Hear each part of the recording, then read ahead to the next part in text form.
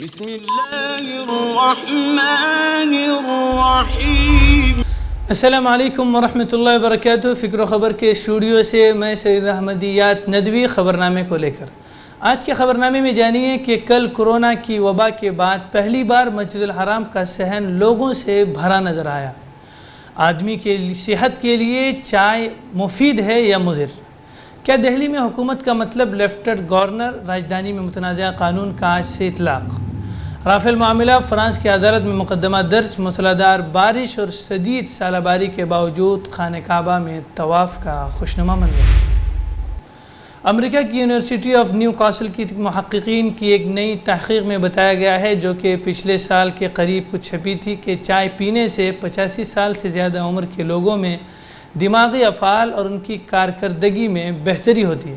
مطالعے میں بتایا گیا ہے کہ دن میں 5 کپ سے زیادہ چائے پینے والے افراد کی دماغی صحت پر اس کے مثبت اثرات مرتب ہوتے ہیں۔ خاص طور پر عمر رسیدہ افراد کی کارکردگی مزید بہتر ہوتی ہے۔ انہوں نے رد عمل کی تیز رفتار اور درستگی کا مظاہرہ کیا، جو روزمرہ کی سرگرمیوں میں مددگار ثابت ہو سکتا ہے۔ ان کی گاڑی چلانا اور وغیرہ سلائی کڑھائی کی کارکردگی بہتر ہوئی ہے۔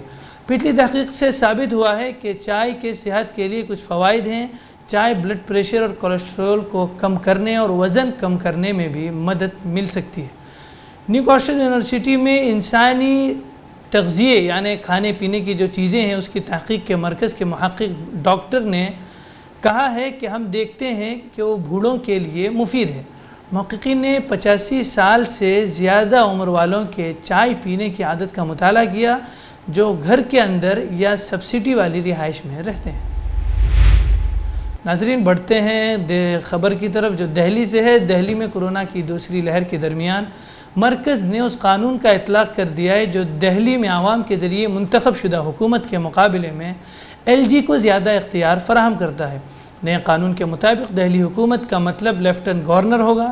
دہلی حکومت کو اب کوئی بھی انتظامی فیصلہ لینے سے قبل LG سے اجازت طلب کرنا ہوگی۔ NCT حکومت ترمیمی قانون 2021 نامی اس قانون میں عوام کی منتخب شدہ حکومت پر LG کو فوقیت دی گئی ہے۔ وزارت داخلہ کی طرف سے جاری نوٹیفیکیشن کے مطابق قانون کی دفعات کو 27 اپریل سے نافذ کر دیا گیا ہے۔ واضح رہے کہ گزشتہ مہینے دونوں ایوانوں میں سخت مخالفت کے درمیان اس متنازع قانون کو منظوری دی گئی۔ لوک سبھا نے 22 مارچ کو، راجیہ سبھا نے 24 مارچ کو اس کو منظوری دے دی تھی۔ جب اس قانون کو منظور کیا گیا تب دہلی کے وزیر اعلیٰ اروند کیجریوال نے اسے جمہوریہ ہند کے لیے تکلیف دہ دن قرار دیا تھا۔ خیال رہے کہ اروند کیجریوال کی قیادت میں عام آدمی پارٹی نے 2020 کے اسمبلی انتخابات میں 70 میں سے 62 سیٹوں پر قبضہ کیا تھا۔ BJP کے کھاتے میں 8 سیٹیں آئی تھی، جبکہ کانگریس کا کھاتہ بھی نہیں کھل پایا تھا۔ اروند کیجریوال یہ الزام عائد کرتے رہے کہ مرکزی حکومت LG کے توسط سے دہلی پر منتخب حکومت کے برعکس حکمرانی کرنے اور دہلی حکومت کی اسکیموں کو روکنے کی کوشش کر رہی ہے۔ بتا دیں کہ جموں کشمیر کے خصوصی درجے کی حیثیت کو ختم کرنے کے موقع پر کیجریوال سرکار مودی حکومت کے ساتھ تھی، اسی لیے کہنے والے کہہ رہے ہیں جیسے کو تیسا۔ بڑھتے ہیں تیسری خبر کی طرف۔ سپریم کورٹ نے منگل کے روز کیرلا کے صحافی صدیق کپن کو مناسب طبی علاج کے لیے اتر پردیش کی متھرا جیل سے دہلی کے ایک سرکاری اسپتال میں منتقل کرنے کی ہدایت دی ہے۔ اب کپن کا رام منوہر لوہیا اسپتال یا ایمس یا دہلی کے کسی بھی دوسرے سرکاری اسپتال میں علاج کروایا جائے گا اور صحتیابی کے بعد انہیں متھرا جیل واپس بھیج دیا جائے گا۔ اتر پردیش حکومت نے ان پر ملک سے غداری اور غیر قانونی سرگرمیوں کی روک تھام سے متعلق ایک UAPA جیسے سیاہ قانون کے تحت معاملہ درج کیا ہے۔ Kerala union of working journalist کی طرف سے کپن کی رہائی کے لیے دائر حبس بیجا کی درخواست کی سماعت کے دوران چیف جسٹس آف انڈیا سمیت دیگر بینچ پر مشتمل بینچ نے یہ حکم نامہ جاری کیا ہے۔ UP سرکار کی طرف سے پیش ہوئے سالیسیٹر جنرل تشار مہتا نے کپن کو دہلی منتقل کرنے کی شدید مخالفت کی۔ یاد رہے کہ UP پولیس نے کیرلا کے صحافی سمیت 4 افراد کے خلاف انسدادی دہشت گردی ایکٹ کے تحت مقدمہ درج کیا ہے۔ ان چاروں کو متھرا میں ہتھرس جاتے ہوئے گرفتار کیا گیا تھا۔ متاثرہ لڑکی کے اہل خانہ سے ملنے جا رہے تھے۔ کپن کیرلا کی ایک مشہور ویب سائٹ کا آپریٹر تھے۔ بڑھتے ہیں چوتھی خبر کی طرف۔ رافیل سودے میں ہونے والی مبینہ بدعنوانی کے خلاف فرانس کی راجدھانی پیرس کی ایک عدالت میں مقدمہ درج کرایا گیا ہے۔ کیس درج کرائے جانے کا انکشاف منگل کی رات یعنی کل ہوا۔ اطلاعات کے مطابق 22 اپریل کو پیرس کی جوڈیشل کورٹ میں نریندر مودی حکومت اور فرانس کی دسالٹ ایویشن کمپنی کے مابین 36 رافیل طیاروں کے حوالے سے طے پانے والے سودے کے خلاف ایک شکایت درج کرائی گئی ہے۔ شکایت میں ملزم کو ایکس کہہ کر مخاطب کیا گیا ہے۔ ایک وکیل نے اس کی وضاحت کرتے ہوئے کہا، یہ اب جج اور جانچ کرنے والوں کی ذمہ داری ہے کہ وہ ایکس کی شناخت کریں۔ فرانس، دسالٹ اور ہندوستان میں سے کوئی بھی مشکوک ہو سکتا ہے۔ ایکس کے خلاف اس شکایت میں بدعنوانی خرید کو براہ راست یا بالواسطہ طور پر اثر انداز کرنا، بدعنوانی کو چھپانا، جانبداری اور فعال منی لانڈرنگ کے الزامات شامل ہیں۔ خیال رہے کہ میڈیا رپورٹ کے انکشاف کے بعد دسالٹ ایویشن نے کہا تھا کہ رافیل سودے میں پوری شفافیت کے ساتھ شراکت داروں کے مابین قرار پایا تھا۔ اس میں حکومتیں اور کمپنیاں دونوں ہی شامل ہیں، لیکن دسالٹ ایویشن سودے میں وزیر اعظم نریندر مودی کے کردار سے انکار کیا تھا اور اب اس کی جانچ فرانس کی عدالت کرے گی۔ بڑھتے ہیں 5ویں خبر کی طرف۔ رمضان مبارک کا مہینہ برکتوں اور نیکیوں کے کمانے کا مہینہ، اس مہینے کی فضیلت باقی تمام اسلامی مہینوں سے بڑھ کر ہے۔ اللہ تعالیٰ بھی اس مہینے میں اپنے مسلمان امت پر بہت زیادہ فضل و کرم اور عنایات کرتے ہیں۔ مسجد الحرام دنیا کا مقدس ترین مقام ہے، جس کی حرمت اور پاکیزگی امت مسلمہ کو اپنی ذات سے بھی بڑھ کر عزیز ہے۔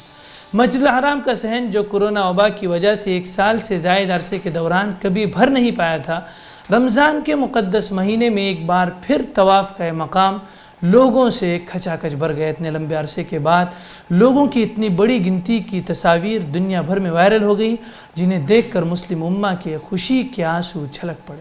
صحن کعبہ کی لمبی مدت کے بعد نمازیوں اور عمرہ زائرین سے بھر جانے کا منظر گزشتہ روز یعنی 15ویں روزے کے اختتام پر مغرب کی نماز کے وقت دیکھنے آیا، جب سارا صحن کعبہ لوگوں سے بھرا پڑا تھا۔ اس حوالے سے حرمین شریف کی انتظامیہ کا کہنا ہے کہ رمضان کے مہینے کی فضیلت کے سبب ان دنوں زیادہ سے زیادہ نمازیوں اور عمرہ زائرین کو مسجد الحرام آنے کی اجازت دے دی گئی ہے۔ بتا دیں کہ کل رات حرم شریف میں موسلادھار بارش اور شدید سالہ باری کی ویڈیو سوشل میڈیا پر خوب وائرل ہو رہی ہے۔ واضح رہے کہ سعودی عرب کا شمار دنیا کے گرم ترین خطوں میں ہوتا ہے۔ اپریل میں بھی خاصی گرمی ہوتی ہے، تاہم رمضان مبارک کا مہینہ سعودیہ پر موسم کے اعتبار سے بڑی رحمت بن کر نازل ہوا ہے۔ بڑھتے ہیں 6ٹھی خبر کی طرف۔ سعودی عرب کے ولی عہد شہزادہ محمد بن سلمان نے دیرینہ حریف ملک ایران کے تئیں منگل کے روز مصالحانہ لہجہ اختیار کرتے ہوئے کہا ہے کہ وہ اپنے اس ہمسایہ ملک کے ساتھ اچھے تعلقات کے خواہش مند ہیں۔ سعودی ولی عہد شہزادہ محمد بن سلمان نے منگل کو دیر رات نشر ایک ٹیلی ویژن انٹرویو میں کہا ہے، ایران ایک پڑوسی ملک ہے اور ہم سب ایران کے ساتھ ایک اچھے اور خصوصی تعلقات کے خواہش مند ہیں۔ سعودی ولی عہد مزید کہنا تھا کہ ہم نہیں چاہتے کہ ایران کے حالات مزید پریشان کن ہوں، اس کے برخلاف ہم چاہتے ہیں کہ ایران ترقی کرے اور خطے اور دنیا کو خوشحالی کے جانب لے جانے میں تعاون کرے۔ بتا دیں کہ اس سے پہلے امریکہ نے بھی اس طرح کا بیان صادر کیا ہے۔ شہزادہ محمد بن سلمان کا کہنا تھا کہ اس میں کوئی شک نہیں کہ حوثیوں کے ایرانی نظام سے قریبی تعلقات قائم ہیں، لیکن اس حقیقت میں بھی کوئی شبہ نہیں کہ وہ عرب ہیں اور بالآخر انہیں تنازع کے خاتمے کے لیے اپنے عرب بھائیوں کے ساتھ ہی مل بیٹھنا ہوگا۔ سعودی ولی عہد نے یمن میں جاری بحران کے سیاسی حل سے متعلق اپنے منصوبے کے بارے میں گفتگو کرتے ہوئے کہا کہ سعودی عرب مذاکرات کی میز پر ایران کی حمایت یافتہ حوثی ملیشیائی کی موجودگی کو مسترد نہیں کرے گا۔ ناظرین، بڑھتے ہیں آخری خبر کی طرف۔ عرب پارلیمانی یونین نے مقبوضہ بیت المقدس میں قابض اسرائیلی فوج اور یہودی آبادکاروں کے ذریعے اہلیان القدس کے خلاف شروع کیے گئے حملوں، نسلی صفائی کے منصوبوں اور جبر و تشدد کے دیگر ہتھ کنڈوں پر مسلسل عمل درآمد اور القدس کے شہریوں کو ان کے گھروں اور محلوں سے نقل مکانی پر مجبور کرنے کی مذمت کی ہے۔ خیال رہے کہ انسانی حقوق کی عالمی تنظیم ہیومن رائٹس واچ نے فلسطینیوں کے خلاف سنگین جرائم کے ارتکاب پر اسرائیل کو شدید تنقید کا نشانہ بنایا ہے۔ عالمی ادارے کا کہنا ہے کہ اسرائیل فلسطینیوں کے خلاف سنگین نوعیت کے جرائم کا مرتکب ہو رہا ہے۔ ناظرین، فی الحال خبرنامے میں اتنا ہی۔ تب تک کے لیے آپ گھروں میں بیٹھے رہیں، بے ضرورت گھروں سے باہر نہ نکلیں۔ اپنی ضروری اشیاء کے لیے جو وقت خریدنے کے لیے آپ کو رکھا گیا ہے اسی وقت اپنے گھروں سے باہر نکلیں اور زیادہ خوف و ہراس کا ماحول اپنے دل میں اور گھر میں پیدا نہ کریں۔ اگر کوئی بیمار ہو جائے تو اسے فوراً ہسپتال لے جائیں۔ اور ہمارے چینل فکر و خبر ٹی وی کو ضرور سبسکرائب کریں تاکہ آپ کو پل پل بدلتی خبریں اور کورونا سے مکت خبریں آپ کو ملتی رہیں۔ السلام علیکم ورحمۃ اللہ وبرکاتہ۔ ہم سے جڑے رہنے کے لیے ہمارے چینل فکر و خبر ٹی وی کو سبسکرائب کریں، ویڈیو کو لائک اور شیئر کریں۔ مزید خبروں کے لیے لاگ ان کریں فکروخبر.com۔